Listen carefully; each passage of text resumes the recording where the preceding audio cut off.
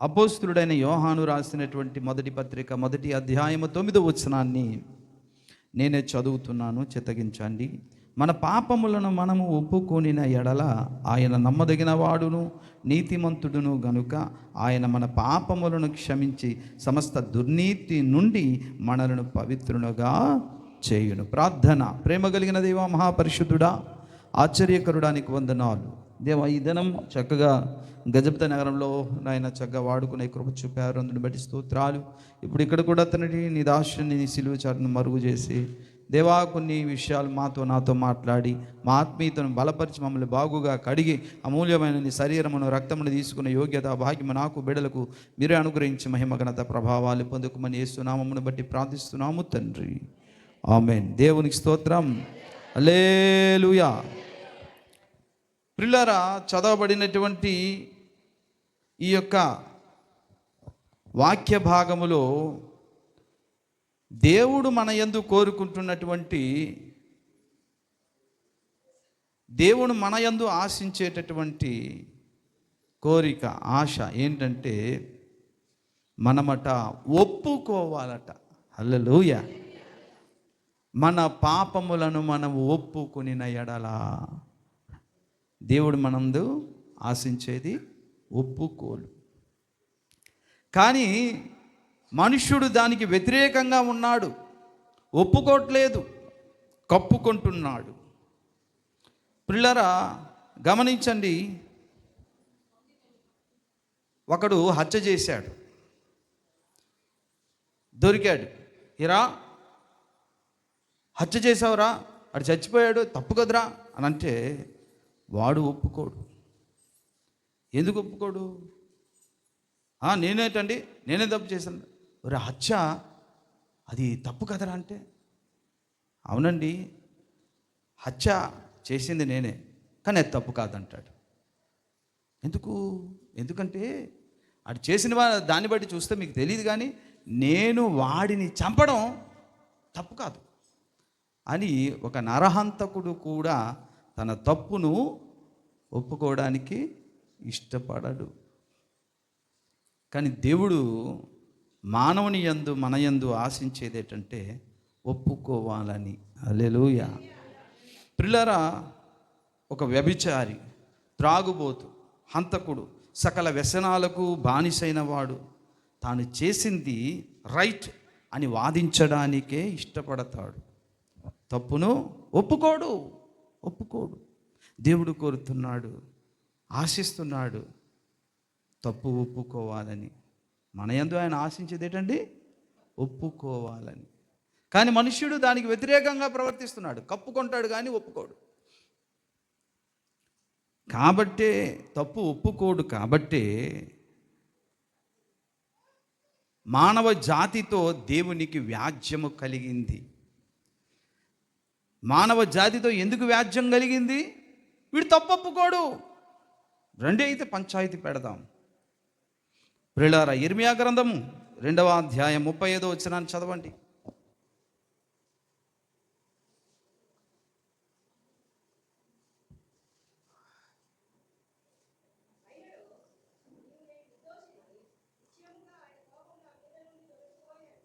నేను నిర్దోషినే.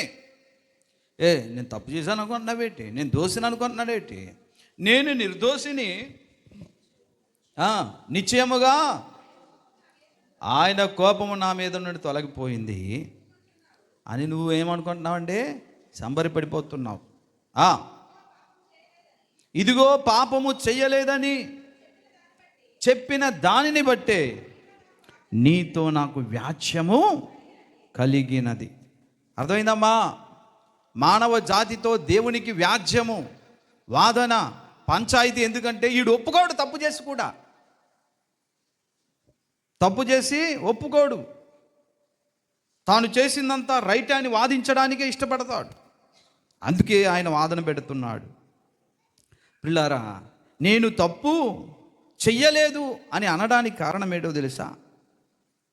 నేను తప్పు చేశానని తన మనస్సాక్షికి తెలుసు, దేవునికి తెలుసు, కానీ నేను పాపం చేయలేదంటాడు. దానికి కారణం ఏంటంటే అహంకారం. అహం ప్రియులారా, ఎందుకంటే తాను బయటికి గొప్పవాడుగా కనిపించాలన్న తపన. నన్నెవరు కూడా చెడ్డోళ్ళు అనుకోకూడదు. నేను ఏదో చేశానంటే వాళ్ళందరూ చెడ్డోళ్ళు అనుకుంటారు. కాబట్టి మనం ఎక్కడ చేసాం పాపం? నేను చేసింది రైటే కదా అనుకొని తానేం చేస్తాడనుకుంటే ఒప్పుకోడు. కానీ ఆ విధంగా ప్రవర్తించినప్పుడు దేవునికి అవమానం కలుగుద్ది, దేవుని నామానికి అవమానం కలుగుద్ది. నేను పాపము చేయలేదు అంటే బహుశా నా అహం తృప్తిపడచ్చు, కానీ దేవుణ్ణి అబద్ధికునిగా మనం చేసిన వాళ్ళం అవుతున్నాం. దేవుని బిడ్డలారా, అంటే దేవుడు నన్ను సరిగా అర్థము చేసుకోలేదు, దేవుడే అబద్ధమాడి అన్యాయంగా నా విషయంలో తీర్పు తీరుస్తున్నాడు అని మనం ప్రకటించిన వాళ్ళం అవుతాం. నేను ఎప్పుడంటండి దేవుడు అన్యాయస్తుడు అన్నాను? నువ్వు నోటి ద్వారా దేవుడు అన్యాయస్తుడు అని అనక్కర్లేదు. నువ్వు నోటి ద్వారా దేవుడు తప్పుగా నన్ను అర్థం చేసుకున్నాడు అని అక్షరాలను పలకనవసరం లేదు. అయినా సరే నువ్వు ఏమంటున్నావు తెలుసా? దూషిస్తున్నావు. ఏంటంటే నేనైతే తప్పు చేయలేదు, దేవుడేమో నేను పాపినంటాడు, దోహినంటాడు, నేనైతే చేయలేదు. అందుకే కదా మనము పాపము చేయలేదని చెప్పుకుని ఎడల ఆయనను అబద్ధికునిగా చేయువారము అగుదుము. ఉందా లేదా మాట? యోహాను పత్రికలోనే 1వ అధ్యాయంలో ఉంటుంది. దేవుడు ఏం చెప్తున్నాడు? నీతిమంతుడు ఒక్కడు లేడయ్యా అన్నాడా లేదా? ఆయన అన్నాక అదేమో అందరి సంగతి, కానీ ప్రభువా నేనైతే పర్ఫెక్ట్ అని అన్నాను అనుకో, అప్పుడు దేవుడే అబద్ధం ఆడుతున్నాడని నేను అన్నట్టే కదా. అందరి సంగతి నాకు తెలియదు ప్రభా, నీతిమంతుడు ఒక్కడు లేడు, ఓకే, నేనైతే అలాంటి కాదు అని అంటే ఇక్కడ దేవుడే అబద్ధం ఆడుతున్నాడు అనలేదండి. ఈడు అనలేదు. కానీ ఆయన ఏమన్నాడండి? నీతిమంతుడు ఒక్కడు లేడనుకొని తీర్పు ప్రకటించేశాడు. అది నిజమా కాదా? కానీ నేనేమంటున్నాడు? అందరూ అలా ఉండొచ్చు, కానీ నేనైతే కాను. అంటే మన అహము ఒప్పుకోదు. ఆదికాండం 6:5 ఏం చెప్తుందండి? అసలు మన ఊహట అప్పుడప్పుడైనా కొద్దిగా మంచిది వస్తుందని కూడా లేదట. ఎల్లప్పుడూ కేవలం చెడ్డదే.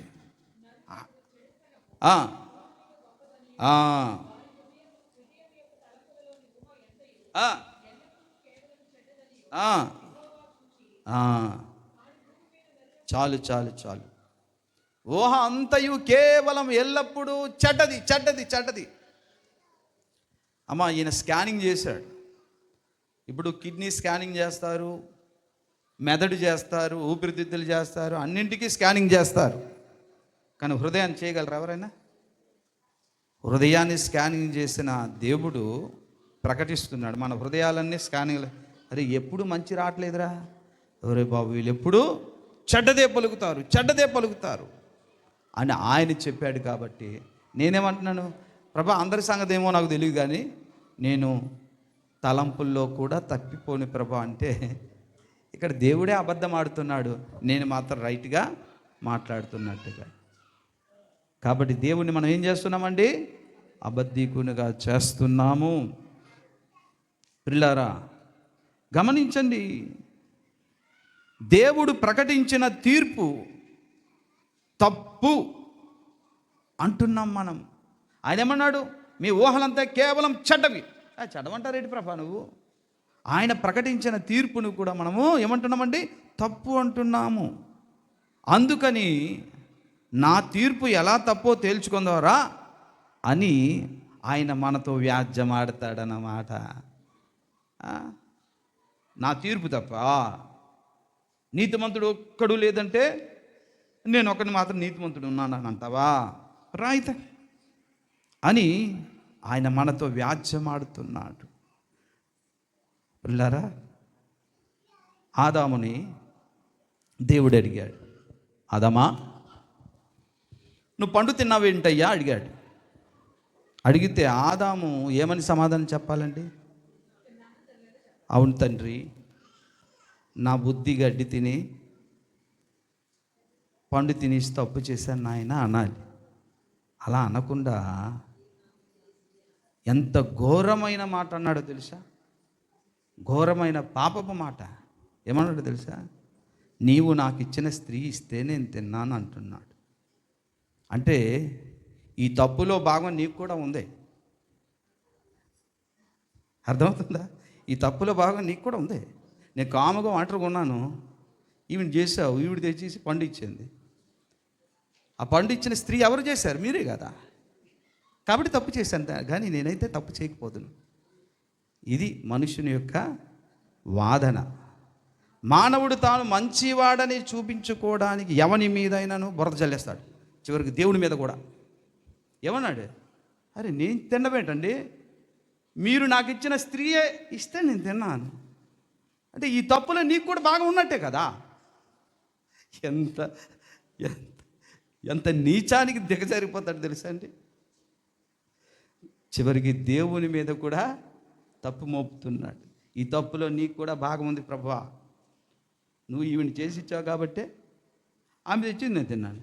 మరి తిన్నానంటే తిన్నాడు, మరి తినకపోతే ఇద్దరు గొడవలు అయిపోతాయి. మళ్ళీ ప్రేమ తెచ్చింది గొడవలు ఆడుకోమా? కాబట్టి నేను పర్ఫెక్టే, కానీ నువ్వు ఇచ్చిన స్త్రీ బట్టే పడిపోయి.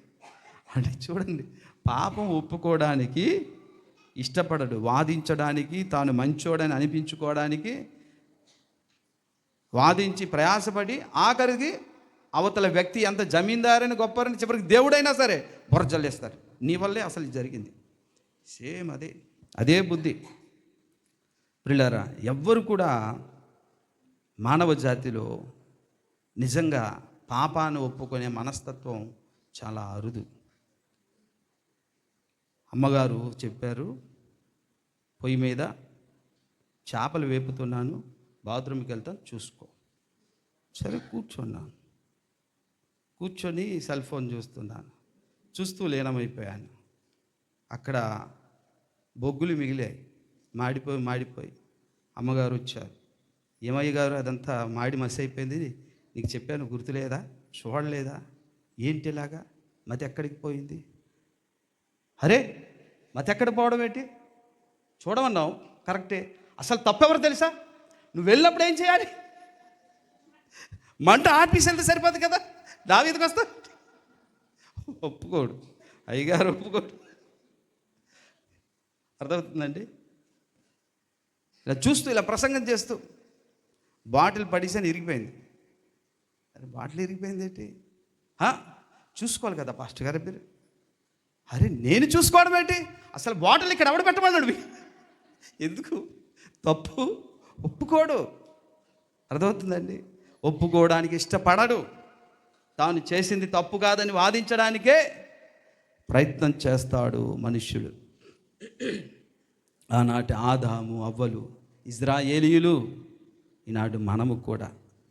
అందుకే దేవుడు మన యందు ఎక్స్పెక్ట్ చేస్తున్నది ఏంటంటే, మీ పాపములను ఒప్పుకొనిన ఎడల, ఒప్పుకోండయ్యా పోనీ, అది కోరుతున్నాడు. హల్లెలూయా, హల్లెలూయా. ప్రియులారా, నిజముగా నీవు పాపం ఒప్పుకుంటే చాలు, నువ్వు గొప్ప తపస్సు చేసినట్లే. హల్లెలూయా, హల్లెలూయా. దేవుడు కోరుతున్నది యథార్థమైనటువంటి ఒప్పుకోలు. ప్రియులారా, దేవుడు సత్యవంతుడు అనే మాటకు మనం ముద్ర వేయాలి. అంతే తప్ప ఆయన మీద మనమేదో నీతిమంతులమని చెప్పుకొని ఆయన మీద బురద జల్లేటట్లుగా మనం ప్రవర్తించకూడదు. మనం ఏం చేయాలండి? దేవుడు సత్యవంతుడనే మాటకు మనం ముద్ర వేయాలంటే మనం ఏం చేయాలి? దేవా, నీవు నన్ను గూర్చి పలికిన మాట సత్యము, నీవు నన్ను గూర్చి తీర్చిన తీర్పు సత్యము. ఎస్, నీతిమంతుడు ఒక్కడూనూ లేడు, నాలో మంచి అనేది ఎంత మాత్రం లేదయ్యా అనాలి. ఆ ఒక్క మాట చాలు, దేవుడు సంతోషిస్తాడు. హల్లెలూయా, హల్లెలూయా. పిల్లారా, మీరు ఇప్పుడు మనం చదివినటువంటి మూలవాక్యంలో యోహాను రాసిన మొదటి పత్రిక 1వ అధ్యాయం 9లో ఒక పదం మిస్ అయింది. చదవండి ఒకసారి.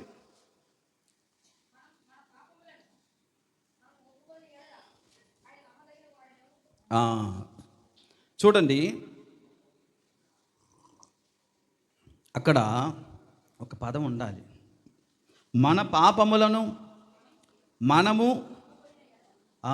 ఎవరండి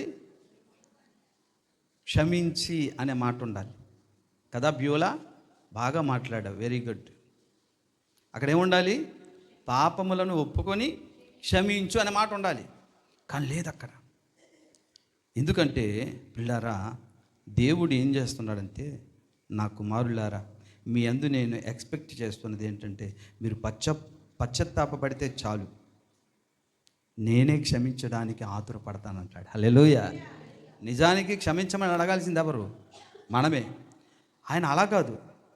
మీ పాపాలు మీరు ఒప్పుకొని పశ్చాత్తాపడితే మీరు క్షమించు అని అడగనవసరం లేదు.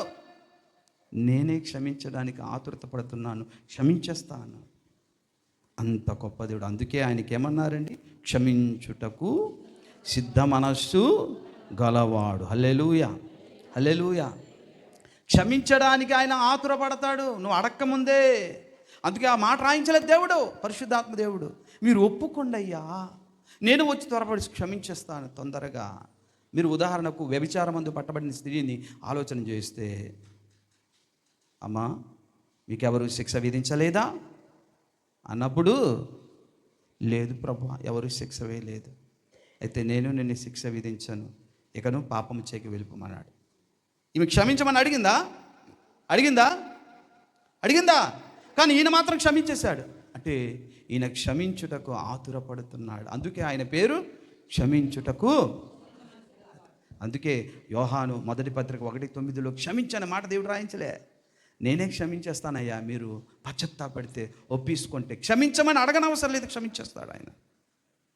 కానీ దేవుడు క్షమించమని మీరు ఒప్పుకుంటారని ఎదురు చూస్తే మనుష్యుడిగా అలా దానికి వ్యతిరేకంగా జీవిస్తున్నారు పిల్లలు. ఇంక తప్పిపోయిన కుమారుని కూడా చూసుకోండి, అవునా? తప్పిపోయిన కుమారుడు కూడా, అయ్యో నా తండ్రి ఇంటికి వెళ్ళి ఆ దాసులలో ఒక పనోడిగా పనిచేసి, నా తండ్రి పరలోకానికి నీకు వ్యతిరేకంగా నేను పాపం చేశాను, నన్ను పనివారిగా ఒకటిగా చేర్చుకొని నాకు 3 పూట్ల పట్టెడు అన్నం పెడితే చాలు అని ఆయన దగ్గరికి వెళ్ళి తప్పు ఒప్పుకొని క్షమించమని అడుగుతానని వెళ్ళాడు. డైలాగులు రాసుకున్నాడు పేపర్ మీద. వెళ్తుంటే దారిలో సగం దారిలో చూశాడు తండ్రి. సగం దారిలో రాగానే ముందుకు వెళ్ళిపోయి మెడ మీద పడి ముద్దు పెట్టి ఏం చేశారండి? వెంటనే బట్టలు మార్చి ప్రశస్త వస్త్రాలు తొడిగించమన్నాడు. ఇదేంటి? కనీసం నేను క్షమించమని కూడా అడగలేదు. నాన్న, నేను ఇలాగ రాసుకున్నాను, ఏమంటే తండ్రి, నేను నీకు పరలోక రాజ్యానికి వ్యతిరేకంగా పాపం చేస్తాను, నన్ను క్షమించు అని అడుగుదాం అనుకుంటున్నాను. అంటే అరే చాలేరా, ఇంటికి వచ్చావుగా, అది చాలే. హల్లెలూయా, హల్లెలూయా. పిల్లరా, మనము ఒప్పుకుందాము అనుకునేసరికి దేవుడు ఏం చేస్తాడు అనుకుంటే ముందే క్షమించేస్తాడు. హల్లెలూయా. హృదయపూర్వకమైన పశ్చాత్తాపము మనలో ఉంటే మనము అనుకున్న దానికంటే వేగముగా ఆయన వచ్చి శుద్ధి చేస్తాడు. హల్లెలూయా. గంటలు తరబడి బ్రతిమలాడన అవసరం లేదు ఆయనకి. నిజంగా నువ్వు యథార్థంగా ఒప్పుకుంటే ఆయన తొందరగా వచ్చి శుద్ధి చేస్తాడు. ఈయన మురికి బట్టలు తీసేసి శుద్ధి చేసి ప్రశస్త వస్త్రములను తొడిగించాడు తొందరగా. వెళ్ళండి, తండ్రి ప్రేమను చూడండి అయ్యా. తండ్రి యొక్క ప్రేమలో ఉన్నటువంటి సౌందర్యాన్ని చూడండి. ఆయనలా ఎవరు ఈ లోకంలో ప్రేమించలేరు, హత్తుకోలేరు, కడగలేరు, ధరిని చేర్చలేరు. ప్రదేని బిడ్డలారా, యథార్థమైనటువంటి ఒప్పుకోలు అనేది మానవ జాతిలో చాలా అరుదు. ఎక్కువ మందిలో కనబడదు. ఏదో 1000 మందిలో ఒక్కరో ఇద్దరులా ఉంటారేమో. నిజానికి అందరూ యథార్థంగా ఒప్పుకోరు. దేవుడు కోరుతున్నది మన యందు యథార్థంగా ఒప్పుకో. క్షమాపణ అడుగు అనలేదు, మళ్ళీ ఒప్పుకో, నేనే క్షమించేస్తాను. హల్లెలూయా. ఒప్పుకోవడానికి కూడా ఒళ్ళు బద్ధకం అయితే ఇక ఎందుకండి పిల్లారా? ఆఖరికి ఎందుకు ఒప్పుకోడు? అహం. ఈ అహం అనేది ఎంత తారస్థాయికి శిఖరాగ్రమలాగా ఎక్కిందంటే మానవ జాతులు ఈ అహము మనుషులందరిలో చివరికి వాడు పరీక్షలో ఫెయిల్ అయిపోయినా సరే ఒప్పుకోడు. నేను ఫెయిల్ అవ్వలేదా అంటాడు. ఏమంటాడండి? నేనేం ఫెయిల్ అవ్వలేదండి. అరే నువ్వు రాసిన పరీక్ష అది దిద్దారు, రిజల్ట్ వచ్చేసింది, 100కి 15 మార్కులు వచ్చింది, నువ్వు ఫెయిల్ అయిపోయావు. ఆయన ఒప్పుకోడు. ఎలా అంటాడు తెలుసా? అరే ఏముంది సార్ మీకు తెలీదా? అసలు దిద్దేవాడికి నా గొప్పతనం వాడికి తెలియదు, వాడు సరిగ్గా దిద్దలేదు. మన పేపర్ దిద్దాలనుకుంటే 10 మంది మేధావులు కూర్చొని దిద్దాలి, ఆడు ఏం చేస్తాడు? ఆడు ఫెయిల్ అయిపోయినా సరే ఒప్పుకోడు. అంత ఎక్కువైపోయింది మానవ జాతిలో. కాబట్టి పాపాలు ఒప్పుకోడు, దేవుడు ఒప్పుకోమంటున్నాడు. దేవుడు కోరుతున్నది అదే. మొండోడట కింద పడినా నేనే గొప్ప, నేనే గెలిచాను అంటాడట మొండోడు. తెలుసా అండి? ఆడు ఓడిపోయి కింద పడిపోయి అరేరే నేనే గెలిచాను, నేనే గొప్ప అంటాడట. వాడు నడుస్తూ బజార్లో జనాలు ఇటు అటు ఉన్నారు. మొండోడాడు అరటిపండు తొక్క చూడకుండా కాలుతో తొక్కి పడిపోయాడట. పడిపోయేసరికి అరే 10 మంది చూసి నవ్వుతారేమో అనుకుని ఊహించి, మన స్టైల్ వేరేగా ఉండాలి, మనం తగ్గకూడదు అనుకొని వాడేమన్నాడు, అరే అందరి కాళ్ళు కింద ఉన్నాయి, ఎవరికైనా పైన ఉన్నాయిరా నాలా కాళ్ళు అన్నాడట. నా కాళ్ళు పైకి ఉన్నాయి చూసారా, మీ అందరి కాళ్ళు కింద ఉన్నాయి, మనం స్పెషల్ అండి అని అనుకున్నాడట. అలాగేంటంటే మొండోడు అహమున్నోడు పడిపోయినా సరే ఫెయిల్ అయినా సరే తను తప్పు ఒప్పుకోడు. కానీ దేవుడు మన ఎందుకు కోరుతున్నది యథార్థమైన ఒప్పుకోలు. దేవునికి స్తోత్రం. హల్లెలూయా, హల్లెలూయా, హల్లెలూయా. ప్రతి వాడు నేను గొప్ప, నేను గొప్ప, నేను గొప్ప అనుకుంటుంటాడు. పిల్లారా, నిజంగా బ్రతుకంతా పాపమే, తలంపంతా చెడ్డదే, చెడ్డదే. పిల్లారా, ఏం చెప్పిందండి ఆ లేఖనం? ఒకసారి చదవండి. ఆదికాండము 6:5 లేఖనం ఏం చెప్తుందండి? నరులా చెడుతనము ఊహ అంతయు ఎల్లప్పుడూ కేవలం చెడు. కానీ అదంతా మర్చిపోయి నేను గొప్పవాడిని, నేను గొప్పవాడిని ఎవరి మట్టుకు వాళ్ళే అనుకుంటుంటాం. కాబట్టే పిల్లారా, మనము చేసే ఉదాహరణ చెప్తున్నాం. మనం గొప్పవాళ్ళం కాదండి, నేను గొప్పవాడిని కాదు. సేవ చేస్తున్నా, మందిరాలు కట్టినా, లోతైన భావాలు మర్మాలు చెప్పినా, కొంతమంది పాస్టర్ గారు నన్ను పిలిచి వాక్యాన్ని చెప్పుకోండి, నేను గొప్పవాడిని కాదు. 2 మందిరాలు సంఘాలు కట్టినే గొప్పవాడిని కాదు. పిల్లారా, మనం చేసే సేవ ఫలించిన ఆయన దయ వల్లే. మన పరిశుద్ధంగా ఉన్నా, జీవిస్తున్నా ఆయన కృప వల్లే తప్ప మన గొప్పతనం లేదు. మనం యేసుని తీసి కాస్త పక్కన పెడితే మనం ఒక అసహ్యకరమైనటువంటి ఒక జీవులం, ఒక చీకటి మూట అన్నమాట, అంతే తప్ప మనలో గొప్ప అంటూ ఏదీ లేదు. మనం ఎన్నోసార్లు పిల్లారా తప్పు చేద్దాం అనుకుంటాం, కానీ ఆ తప్పు దేవుడు చెయ్యనీయలేదు. హల్లెలూయా.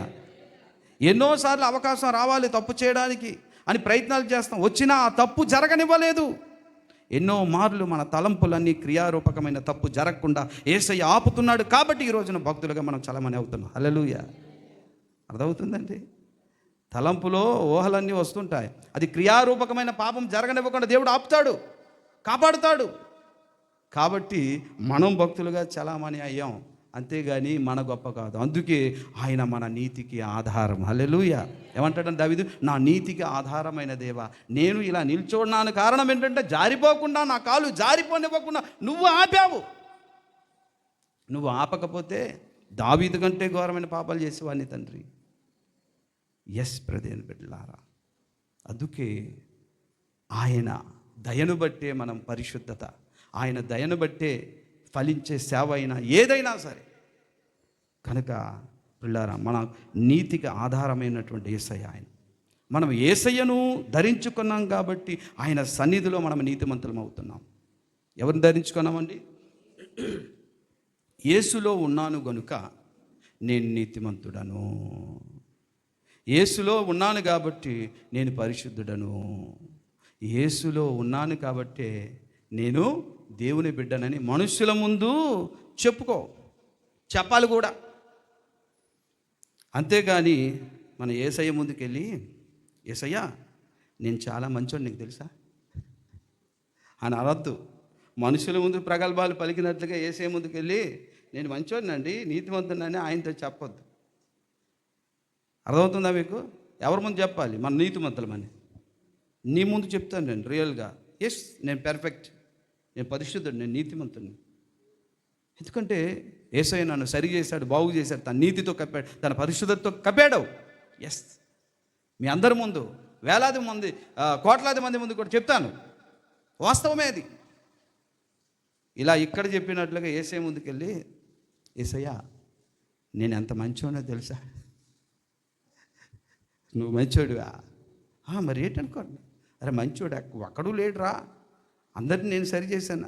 అలానక నేను మాత్రం కాస్త మంచోడిని అని అనొద్దు పిల్లారా. పిల్లారా, యేసయ్య ముందుకెళ్ళి మనము ప్రగల్భాలు పలకకూడదు. నేను పాపం చేయలేదయ్యా, నేను మంచోడిని అని ఆయన ముందుకు వెళ్ళామనుకోండి, మళ్ళీ వాద్యం స్టార్ట్ అవుద్ది, మళ్ళీ వాదన పంచాయతీ స్టార్ట్ అవుద్ది. నువ్వు మంచోడివా? రాయితీ ఇలా రా, కూర్చోబెట్టు, నీ మంచితనం మీద నేను చూస్తాను అనుకునే వాద్యం స్టార్ట్ చేస్తాడు ఆయన. పిల్లారా, ఆయన ఒక మాట అన్నాడు, పిల్లారా అయితే చూడు, కూర్చోను ఆయన, నీ బ్రతుకులో నువ్వు పలానా ఈ తారీఖున పలానా యొక్క స్థలములో పలానా యొక్క ఊహలో ఆ డేట్లో ఎన్ని తప్పులు చేసావు, ఈ స్థలంలో ఎన్ని తప్పులు చేసావు, ఈ ఆలోచనలు ఏ విధంగా తప్పిపోయావు అని దేవుడు వరుసగా మన తప్పులన్నీ మన ఎదుట ఉంచుతాడట. మళ్ళీ మనం అంటే అలాగా రా, అయితే నీ తప్పులను వరుసగా పేల్చి నీ చూపిస్తాను రా నాయన, నువ్వు మంచివాడివా నా ముందా అంటున్నాడు ఆయన దేవుడు. కీర్తనల గ్రంథం ఉంది అన్నమాట, 50వ కీర్తన 21వ వచనాన్ని చదవండి. మన మంచోళ్ళమని యేసయ్య ముందు ఫోజులు కొట్టొద్దు, మనుషుల ముందు కొట్టచ్చు. ఆ ఇట్టి పనులు నీవు చేసినను నేను మౌననై ఉంటిని, అందుకు నేను కేవలము నీ వంటి వాడనని నీవు అనుకొంటివి. అయితే నీ కన్నుల ఎదుట ఈ సంగతులను నేను వరుసగా ఉంచి నిన్ను గద్దించేదాను. నాయనా నువ్వు మంచోడివా? మంచోడు, నువ్వు తప్పు చేయలేదు, నువ్వు ఒప్పుకో. ఇతరా ఇలా రా, ఫలానా 2023 డిసెంబర్ 4వ తారీఖు నువ్వు ఏం ఊహించుకున్నావు? 1 ఆ తారీఖున 2 పుస్తకాలు పేర్చినట్టుగా అన్నీ పేర్చేస్తాడు మనకి వరుసగా. ఆయన ముందా? మనుషుల ముందు చెప్పుకో, యేసుని ధరించుకున్నాను కాబట్టి నేను నీతిమంతుడనని. ఆయన ముందుకెళ్ళి అన్నాడు కదా పరిసయ్యుడు, ఏమన్నాడంటే, ఓ దేవా నేను ఎంత మంచోడునో తెలుసా. ఎంత మంచోడు బాబు, నేను వారానికి ఉపవాసంతో ఉంటున్నాను. ఇంకా నేను ప్రార్థనలు కూడా భలే దీర్ఘంగా చేస్తాను. ఓహో, నేను దశమాభాగం అయితే ఇచ్చేస్తుంటాను. నేను ఆడు ఉన్నాడు కదా శంకర్గాడు, ఆడలా కాకుండా నేను పరిశుద్ధుడిగా చూస్తున్నాను. ఆఖరికి దేవుడు ఈడు పరమ పాపి, ఈయన నీతిమంతుడని శుంకరిని నీతిమంతుడిగా తీర్పు తీర్చి దేవుడు పంపించాడు. ఏమన్నాడు శుంకరి? దేవా పాపినైనా నన్ను క్షమించని యథార్థంగా ఒప్పుకున్నాడు కాబట్టి. హల్లెలూయా. ఈడు ఒప్పుకోడు, పరిసయ్యుడు ఒప్పుకోడు. కాబట్టి ఆయన ముందు ఫోజులు కొట్టడం కాదు, మనుషుల ముందు చెప్పుకో. యేసు తన స్వరక్తం ఇచ్చి నా జన్మ కర్మ పాపాలు నీచ నికృష్టమైన పాపినైనా నన్ను క్షమించి పరిశుద్ధుడిగా మార్చాడు. నిజమా కాదా? ప్రపంచానికి సాక్ష్యం చెప్పు. యేసు ముందు మాత్రం జాగ్రత్త, యథార్థంగా ఒప్పుకో. కవరింగ్ చేసుకోవద్దు. మళ్ళీ అర్థమైందా? కవరింగ్ చేసుకోక, అరే చెల్లి మీద ఏదో నువ్వు చాడీలు చెప్తున్నావట. చాడీలు చెప్పడం అంటే నిజానికి చెప్పాలి అనక, నువ్వు చెప్పావా లేదంటే అసలు అలా చెప్పడానికి కారణం, అరే నువ్వు చెప్పావా లేదా? ఆడన్నాడు, మరి ఆడన్నది తప్పే, నువ్వు అన్నదా? ఆడన్నది తప్పే, కరెక్టే. ఆడన్నాడు కాబట్టి నేను అన్నాను కాబట్టి అది ఎలా తప్పు అవుద్ది అని వాదన మనుషునిది. దేవుని ముందు చాలా జాగ్రత్తగా ఉండాలి పిల్లారా. ఆయన ఏం చేస్తాడట? వరుసగా పెడతారట. పాస్టర్ యేసుదాసు నువ్వు మంచోడు నా ముందా ఇదిగో 1 2 3 పేరు చేస్తాడట. మళ్ళీ వాదన, నువ్వు పాపము చేయలేదని చెప్పునందున నీతో నాకు వ్యాజ్యము కలిగినది. అయితే నువ్వే తెలీదా? అయితేరా ఒక్కొక్కటి వరుసగా పేరుస్తాను. జాగ్రత్త, దేవుడు మన కొరకై శిలువ మీద చీలిపోయాడు నిలువుగా. మన కొరకై చీలిన బండ ఇక్కడ ఒక కోపంతో మాట్లాడుతున్నాడు. నువ్వు పాపాలు ఒప్పుకోకుండా నా ముందుకు వచ్చేసి నీతిమంతుడినని మంచోడినని నా ముందు ప్రగల్భాలు పలుకుతావా? నువ్వు జాగ్రత్తగా, అడ్డగా నిన్ను చీల్చేస్తానంటున్నాడు. అక్కడ దేవుని ముందు మనల్ని పలకూడదు, చీల్చేస్తాడు ఆయన. చాలా కోపంతో మాట్లాడుతున్నాడు. చదవండి 50వ కీర్తన.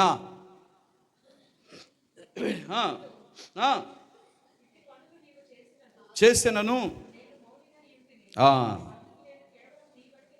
నువ్వు అనుకుంటున్నావు. ఎస్, నీ కన్నులు ఎదుట నువ్వేమే పాపాలు చేసావు వరుసగా జాగ్రత్తగా లెక్కపెట్టి పెడతాను. అప్పుడు నీకు తెలుస్తుందా? అప్పుడు నిన్ను గద్దిస్తాను. అయ్యో తెలిసిపోయిందా పాపాలని, తెలిసిపోయిందా ప్రభాని? అప్పుడు గద్దిస్తే అప్పుడేమంటావు మళ్ళీ? దానికి మళ్ళీ కారణాలు చెప్తాడు. అలా చేయడానికి అల్లాడి కారణం, ఇలా కొట్టడానికి అల్లాడి కారణం, ఈయన చెప్పడానికి అల్లాడి కారణం అంటాడు. ఒప్పుకోడు కదా. అప్పుడేం చేస్తాడు దేవుడు? దేవునిని మరచి వారిలారా దీన్ని యోచించుడి, అడ్డంగా చీల్చేస్తాను మిమ్మల్ని. చాలు, మన కొరకై చీలిన బండ ఇప్పుడు కోపగించి మనల్నే చీల్చే పరిస్థితి మనం తెచ్చుకోకూడదు. కాబట్టి దేవుడు కోరుకున్నది ఏదండి? మనలో యథార్థముగా పాపమును ఒప్పుకోవాలి. హల్లెలూయా, హల్లెలూయా. ప్రియులారా, అయితే ఆదాము, ప్రియులారా గమనించండి, మనము ఈ ధనవంతుడు ఎవరండి? పరిచయుడు సుంకరి విషయంలో చూస్తే సుంకరి యథార్థంగా ఒప్పుకున్నాడు కాబట్టి నీతిమంతుడని తీర్పు పొంది పంపిపోయేవాడు. కానీ ఈ యొక్క పరిచయుడైతే ఏం చేశాడట? ప్రార్థనలు, ఉపవాసాలు, దశమభాగాలు. ఈ ప్రార్థనలు ఏమయ్యాయో, ఈ ఉపవాస ప్రార్థనలు ఏమయ్యాయో, దశమభాగాలు ఏమయ్యాయో అంటే దేవుని ముందు అది 4 గీసుకోవడానికి కూడా పనిచేయలేదు. అర్థమవుతుందండి? యథార్థతతో ఒప్పుకోలు లేనిది నీ ప్రార్థన, నీ ఉపవాసం, నీ కానుక కూడా దేవుని ముందు పనికి రావు. పిల్లరా గమనించండి, దేవుని సన్నిధిలో పశ్చాత్తాపానికి మించిన పుణ్యకార్యం మరొకటి లేదు. దేవుని ముందు కానుక కాదు, నువ్వు పశ్చాత్తాపడితే అదే పుణ్యకార్యం అని దేవుడు నిన్ను క్షమించేస్తాడు. హల్లెలూయా, హల్లెలూయా, హల్లెలూయా. బోరు కొడుతుందా? భోజనాలు లేవు కదా ఎక్కడ, అందుకే అడిగా. ఉన్నా వెళ్ళరా? దేవుని స్తోత్రం, హల్లెలూయా. అదే కోరుతున్నాను నేను మీ అందు. ఇది యథార్థమేనా? ప్రభా రేపు వచ్చే ఆదివారం ఎవరో భోజనాలు పెట్టాలి, ఇది యథార్థత ఎలా ఉంటుందో నేను పరీక్షించాలి. హల్లెలూయా. మీకోసం కష్టపడి ధ్యానించి రాసుకుంటూ ఎందుకు మంచి ఆహారం పెట్టాలని, అది నా బాధ్యత. ఏమ్మా అందరిలాగా అంటే అలా అనకూడదు.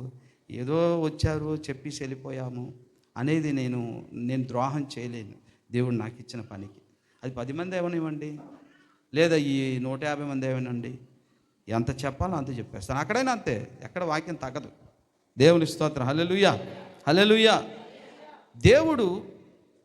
మన దేవుడు కోరేది ఎంత సింపుల్ చిట్కా చూడండి.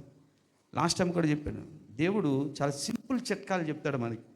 అందుకేనేమో నా బరువు తేలికైనది ఏంటి, నా కాడి సులువైనది, నా బరువు తేలికైందని అంటాడు. చాలా సింపుల్.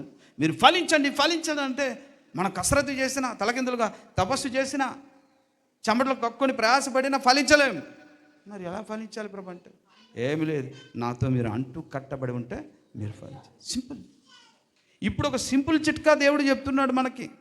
ఏంటంటే యథార్థంగా మీ పాపాలు ఒప్పుకుంటారా చాలు, క్షమించేస్తాను. హల్లెలూయా. ఇంత సింపుల్ కూడా మనం ఒప్పుకోకపోతే ఎలాగా? ఏమన్నాడండి ఆయన? సింపుల్. యథార్థంగా పాపాలు ఒప్పుకోండి, క్షమించేస్తాను. మీరు క్షమించమని అడగండి, మళ్ళీ ఒప్పుకుంటే నేను క్షమిస్తాను. ఎందుకంటే క్షమించడానికి నా మనసు ఆతురపడుతున్నది, నేను క్షమించడానికి సిద్ధ మనసు గలవాడని అన్నాడు దేవుడు. హల్లెలూయా, హల్లెలూయా, హల్లెలూయా. పిల్లారా, కానీ ఆదాము ఒప్పుకోలేదు. దావీదు ఒప్పుకున్నాడు. మళ్ళీ దావీదైతే ఒప్పుకున్నాడు. దావీదు నాతాను ప్రవక్త వచ్చాడు, ఏమయ్యా ఈ గొర్రెల ఉపమానం చెప్తాడు కదా, ఒక గొర్రె 100 గొర్రెలు చెప్పేసరికి ఆ మనుష్యుడు నీవే. ఇదేంటి మనం అంటాడేంటి నాతన్ ప్రవక్త అని డొంక తిరుగుడు వేయలేదు. దావీదంటే దేవునికి చాలా ఎందుకు ఇష్టం తెలుసా? దావీదు దేవుని హృదయానుసారుడు ఎందుకో తెలుసా?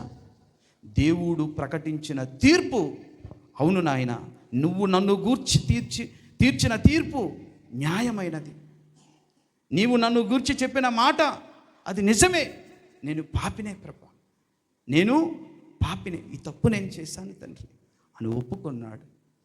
ఆయన ప్రకటించిన తీర్పును ఈయన ఒప్పుకున్నాడు. కాబట్టి అమ్మయ్య నేను ప్రకటించిన తీర్పును నువ్వు అంగీకరించావు కదా అని దేవుడు దావీదును నా హృదయానుసారుడయ్యా, ఎందుకంటే మీలో ఏం కోరుతున్నాను నేను యథార్థంగా ఒప్పుకోవాలని, మీరు కూడా ఒప్పుకున్నారు, నా హృదయంలో ఏదైతే అనుకున్నామో మీరు అదే చేశారు కదా అని నా హృదయానుసారుడు అన్నాడు. దబాయించలేదు ఆదాంలా. అర్థమవుతుందా? ప్రియదేవుని బిడ్డలారా, ఈ కుమారుని చెప్పేసి నేను విడిచిపెట్టేస్తాను. నాతాను ప్రవక్త ఎదుట దావీదు పాపాలు ఒప్పుకున్నట్లుగా మనం కూడా అప్పుడప్పుడు మన సహోదరుల మధ్య ఏదో వాదోపవాదాలు వచ్చి నోరు జారినా పొరపాటు చేసినా సరే ఒప్పుకోవాలి. ప్రబలిక సారీ రైలు అయింది, ఒప్పుకోవాలి. ఇసాకు సారీ అండి ఇలాగ అంటే దాన్ని బట్టే ఇలా గట్టిగా ఇంతో ఒప్పుకోవాలి. దావీదుతో నాతాన్తో ఒప్పుకోలేదా దావీదు? మనిషా దేవుడా? నాతాను కదా. మనం మనుషులతో కూడా ఒకరితో ఒకరు తప్పైతే ఒప్పించుకోవాలి. అందుకే యాకోబు పత్రికలో చూడొద్దు, మీ పాపములు ఒకరితోనొకడు ఒప్పుకోండి అన్నాడు. అయితే ఒప్పుకునే విషయంలో కాస్త ఇంగితము ఉపయోగించాలి. ఏదైనా పాపములు సమాజంలో 10 మందిలో ఒప్పుకునేటప్పుడు మరి డీటెయిల్డ్గా ఒప్పుకోకూడదు. అలా ఒప్పుకోవడం చాలా కుటుంబాలు కూడా కూలిపోతాయి. అర్థమైందా? ఒక ఆమె ఉదాహరణగా సరే తన జీవితంలో చాలాసార్లు తప్పులు చేసి తన భర్తకు కూడా మోసం చేసి ప్రభువుని తెలుసుకొని పాపాన్ని విడిచి రక్షణ పొంది సాక్ష్యం చెప్పింది అనుకో, ప్రభువా నా దేవుడు నా పాపాన్ని క్షమించాడు. మీ ముందు కూడా ఈ విషయాన్ని నేను చెప్తున్నాను, మనుషుల ముందు కూడా ఒప్పుకోవాలి కాబట్టి ఫలానా ఆ వ్యక్తి ఆ ఎదురింటి ఆ పోలీస్తో కూడా నేను తప్పు చేశాను అని చెప్పారనుకో, అక్కడ భర్త విన్నారనుకో, దేవుడికి క్షమించాడు, మారు మనసు వచ్చింది, పరిశుద్ధత వచ్చింది, బాగుంది, అయిపోయింది. ఏమంటే అని పలకరించి, అమ్మా మహాతల్లి నీకో దండం, ఇక చాలు, నన్ను ఎంత మోసం చేసావా నువ్వు అని ఏం చేస్తాడు? విడిచిపెడతాడు కదా. అరే రే ఎలాగండి, దేవుడికి క్షమించాడు కదండి, మీరు క్షమించండి అని అంటే, అవునమ్మా క్షమించడానికి నేను దేవుడికి క్షమించాడు, దేవుడితో కాపురం చేయి అంటాడు.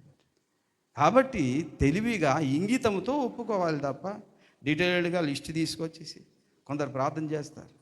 ఓ నాయనా తండ్రి, ఇదిగో ప్రభా నాయనా, అక్కడ ఉన్నటువంటి అత్తగారు, అత్తగారు కోడలు హింసించేస్తుంది ప్రభా, పేర్లు పెట్టాయి మళ్ళీ,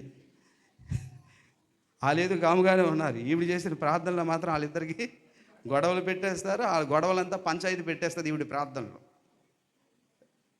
కాబట్టి మన పాపాలు ఒకరితో ఒకరు ఒప్పుకోవాలనుకుంటే, అయ్యా ఒకప్పుడు త్రాగుబోతుని, తిరుగుబోతుని, తిట్టుబోతుని, అసహ్యకరమైన జీవితం, కానీ నా దేవుడు నన్ను క్షమించాడు. ఒక నీచమైన కుక్క లాంటి జీవితం, నా దేవుడు నన్ను క్షమించాడు, సరిచేశాడు. కాబట్టి ఇకను నా యేసయ్య కొరకు నేను సాక్షిగా నేను జీవిస్తాను, నా భార్య లేదా నా భర్త నా పిల్లలందరితో అని చెప్పు.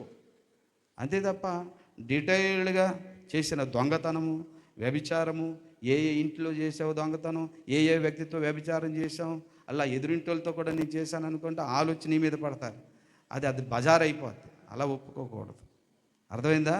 కాస్త ఇంగితంతో దేవుడి దగ్గర కన్నీరు కార్చి ఇకను పాపము చేయకూడదు. ప్రతిని బిడ్డలారా గమనించండి, చెడు తలంపులు అనేవి ఎప్పుడు వస్తాయి, నాకు ఎప్పుడు రావండి అనే మాటలు నమ్మకండి.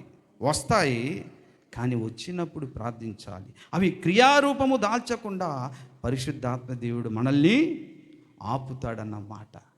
ఆయన ఆపుతాడు కాబట్టి వచ్చిన తలంపు క్రియారూపములో జరగనివ్వకుండా ఆయన ఆపేస్తాడు.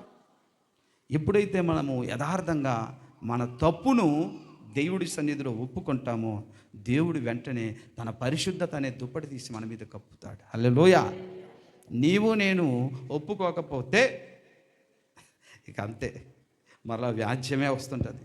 వ్యాజ్యం వచ్చేసి వరుసగా ఒక్కొక్కటి పేరుస్తాడు.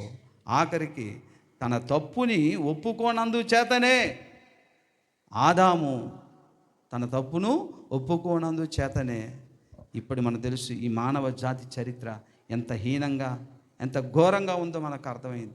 ఒప్పుకోలేదు కాబట్టే ఈరోజు మన బ్రతుకు కూడా దేవుడి ముందు ఒప్పుకోకపోతే మన చరిత్ర ఎలా ఉంటుందో ఒకసారి ఆలోచించండి. ప్రార్థన చేద్దాం.